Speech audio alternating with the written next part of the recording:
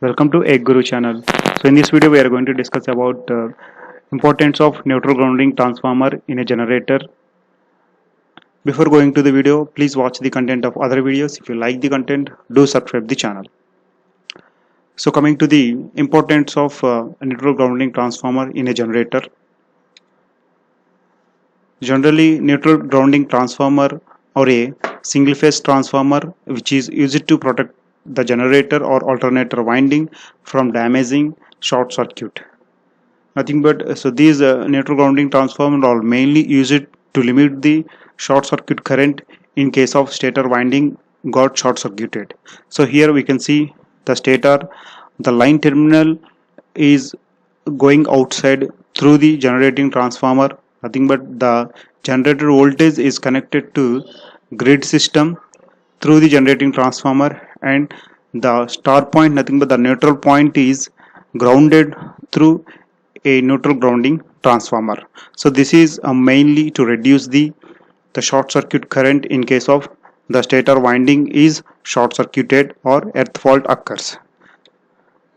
The main advantages of a neutral grounding transformer are: one is to protect the generator or alternator winding from damaging a short circuit, nothing but in order to limit the short circuit current. And the second one is to reduce the installation cost of neutral grounding resistor.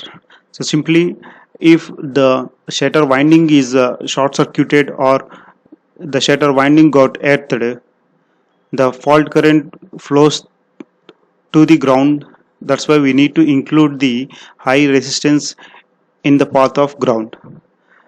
If we are having the neutral grounding transformer, we can eliminate the neutral grounding resistor, thereby we can reduce the cost. So that we will see in detail. So here we can see, so this one is a single phase fault in a generator without neutral grounding, or nothing but if we are having a solid earthing. So here you can see in this diagram, so the generator neutral point is earthed, solidly earthed. Nothing but we are not using any resistor or any neutral grounding transformer. So in this case, if by any chance a single phase fault occurs, nothing but one of the phase of a generator winding got earthed, so this is the equivalent circuit. So this fault we can call it a symmetrical fault. So in symmetrical fault we can have the positive sequence network, negative sequence network, and zero sequence network. Three sequence networks are connected in series. So this is the equivalent circuit. So from this equivalent circuit, so the fault current, that means the short circuit current is 3 into EA by Z, nothing but the 3 times of the fault current, or the 3 times of the positive sequence or negative sequence or the zero sequence current. So here we are assuming the generator voltage is 12 kV, nothing but 12.124 kV. The impedance are assumed as Z0, Z1, Z3, or the sum of 3 impedances are 0.34724.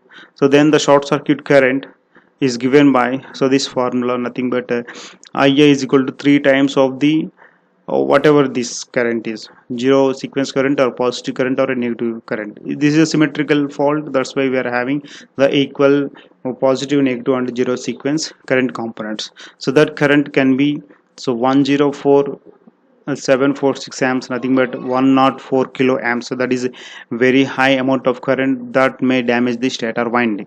So in order to reduce this current, what we have to do is we have to introduce a high resistance value in the path of the ground. So that we can done by using the neutral grounding transformer. Here we can see the single phase fault current we will calculate by introducing the neutral grounding transformer. So what we are doing is, in the LV winding of a transformer, low voltage winding of a transformer, we are connecting a resistance.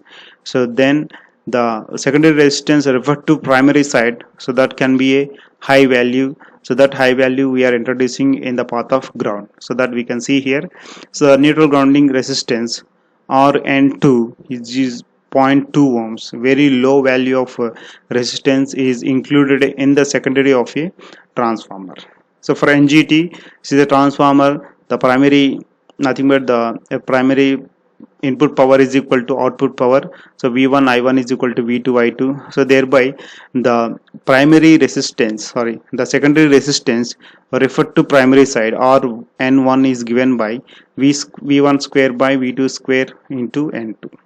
So here the V1 is the line voltage, nothing but the 22 kV. The V2 is the 220 volts. The transformer we 22 by 22 kV by 220 volts transformer we introduced in the path of the ground. So then the neutral ground resistance referred to primary side is equal to 22,000 divided by 220 whole square into 0.2. So then the primary resistance is 2 kilo ohms. So then the maximum earth fault current can be given by the line voltage divided by root 3 into whatever the impedance in the path of the ground. So then the current is 6 amps. So now you can see here, in case of solid grounding, the single phase fault current is around 104 kilo amps.